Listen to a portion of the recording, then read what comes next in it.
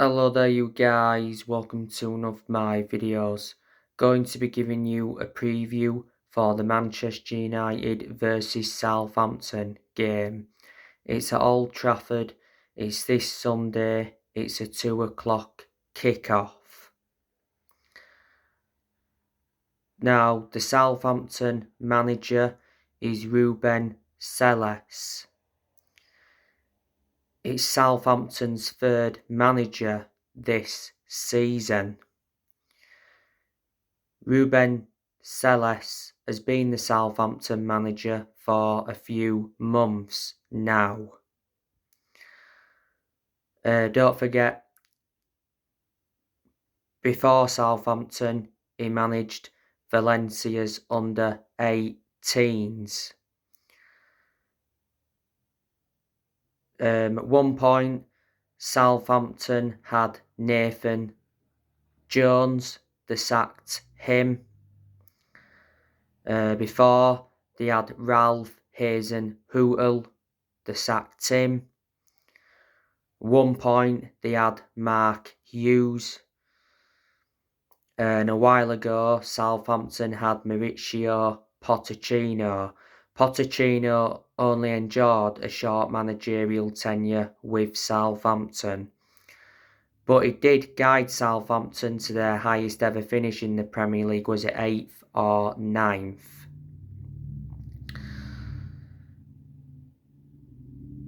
Southampton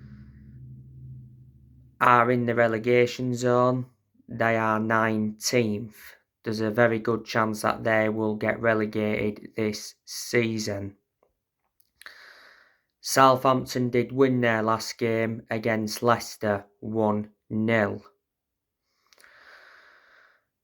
The players Southampton have got, they've got Che Adams, Theo Walcott.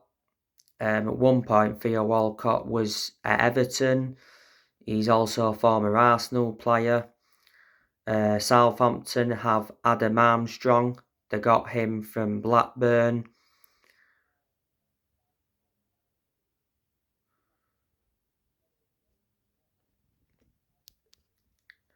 Joe Aribo. Mohamed El Yunusi. Ainsley Maitland-Niles, he's on loan at Southampton from Arsenal. One of Southampton's key players is James Ward-Prowse. That is one player Manchester United need to watch out for.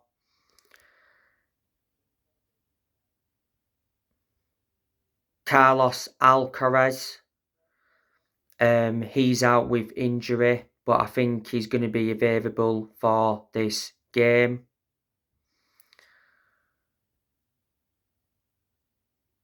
Another player I like for Southampton, and that's Mohamed Salisu. He's injured at the moment.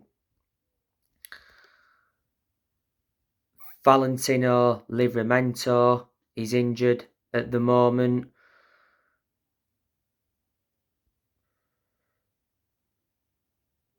Juan Larios, he's injured at the moment. They got Jan Bednarik, he's a defender. James Bree. Romain Parard. You know, the goalkeepers Southampton have got, they've got Gavin Bazanu, Wilfredo Caballero and Alex McCarthy. You know, let me put into the equation that Southampton have lost players. You know, they lost Nathan Redmond, Smallbone, Ryan Bertrand, they lost him to Leicester. They lost Yannick Vestergaard to Leicester. A while ago, they lost Charlie Austin, and he was very good when he was at Southampton. They lost the likes of Nathaniel Klein, Dejan Lovren, Adam Lallana, Virgil van Dijk, Sadio Mane. So they have lost a lot of good players. Let me put into the equation that Liverpool have done very good transfer business with Southampton before. I am expecting Manchester United to win this game comfortably. Manchester United are coming into this game on the back of a 4-1 win against Real Betis at Old Trafford in the Europa League round of 16 first leg. Brilliant performance by Manchester United. Man United are going into the second leg with a massive 4-1 advantage. So Man United are more or less into the last day of the Europa League. It was good to see Manchester United bounce back from that 7-0 humiliation by Liverpool last Sunday. The goals against Real Betis, obviously we saw Marcus Rashford score. Rashford now has 26 goals in all competitions this season. By the way, Marcus Rashford has won Premier League Player of the Month for the third time this season. Perez equalised for Real Betis. So it was 1-1 at half-time. Anthony in the second half restored Manchester United's lead with a curling shot.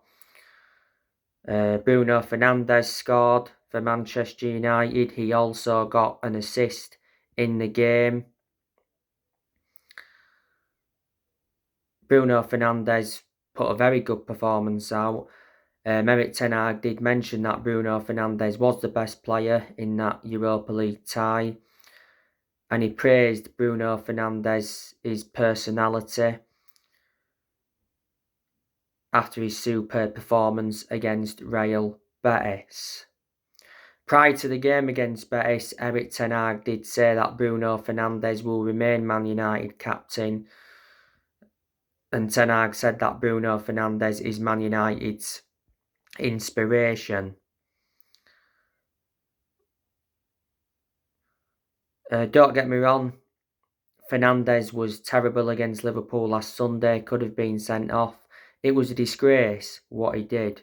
He nudged the assistant referee. The FA did not take any action. And Man United's final goal came from Wout Weghorst. That was his first Old Trafford goal and his second goal in total. Weghorst could have actually had an hat-trick. The chances he had, he also had a goal ruled out for offside.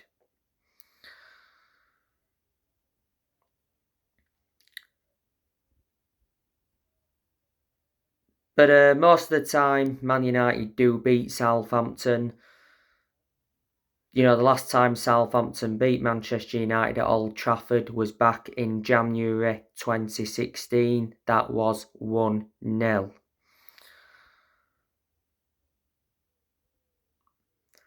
Ten Hag has provided us with an update on Anthony Martial and Christian Eriksen. Martial could play a part in this game against Southampton.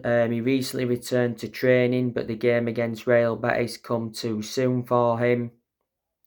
Martial has been hampered with injuries this season, so hasn't played a lot of games.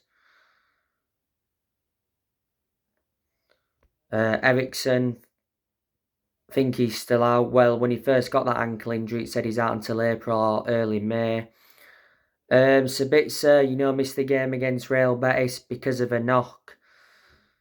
And as you all know, Van der Beek is out until the end of the season with a knee injury. Well, he won't start anyway because Donny van der Beek is a squad player. In this game against Southampton, I'm expecting Ten Hag to make some changes. In the last 2 games, he's named an unchanged side.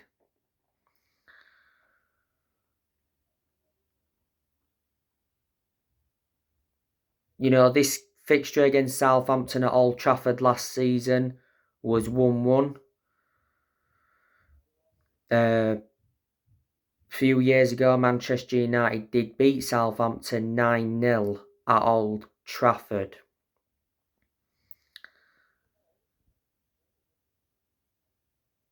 I think that was Man United's biggest win since the 9-0 win against Ipswich. Man United did win away at Southampton earlier on this season 1-0. The goal came from Bruno Fernandes.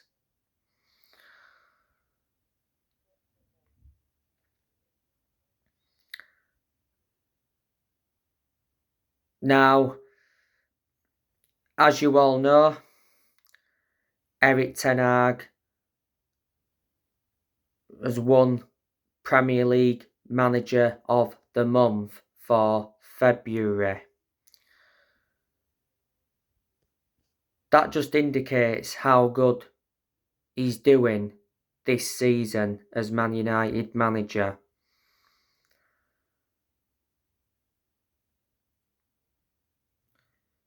You can see the progress he's made as Man United manager this season. He's won us the Carabao Cup. That was his first trophy as United manager, and it was Man United's first trophy in 6 years. He's more or less got us to the last day of the Europa League.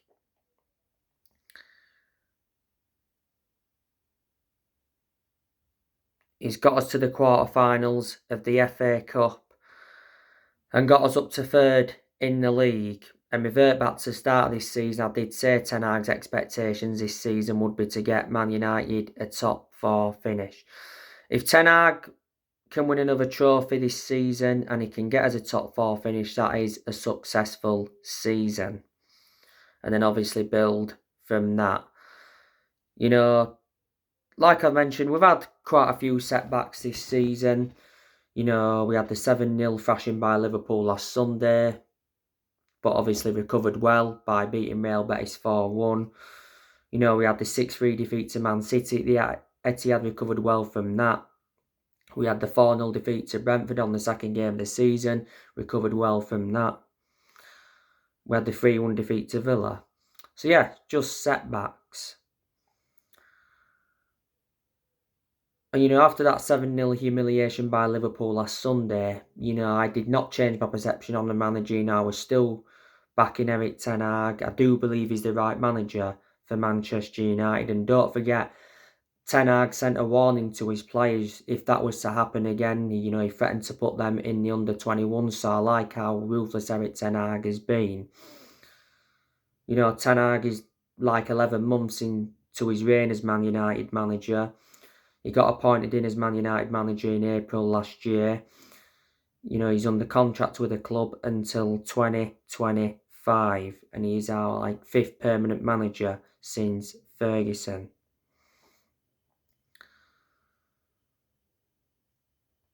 Now, obviously, the news regarding the Glazers. The Telegraph have said that the Glazers are desperate to sell Manchester United for $5 billion. It said not so long ago that Man United could be taken off the sales market by the Glazers, with Glazers considering scheme to cash in for the fan base. In November last year, the Glazers announced that the club was up for sale, and since then Man United have had a lot of interest. I'm hoping the club can be sold by the end of this month, very latest by the end of this season. The Glazers have owned the club for 18 years. They purchased the club for $790 million back in 2005. Qataris have been interested in buying it for a while. It's said Qataris will threaten to walk away from a bid for Man United if the price isn't right. Sir Jim Ratcliffe's been interested in buying the club. The Saudi Arabians have been interested. We've had like 4 bids now for the club.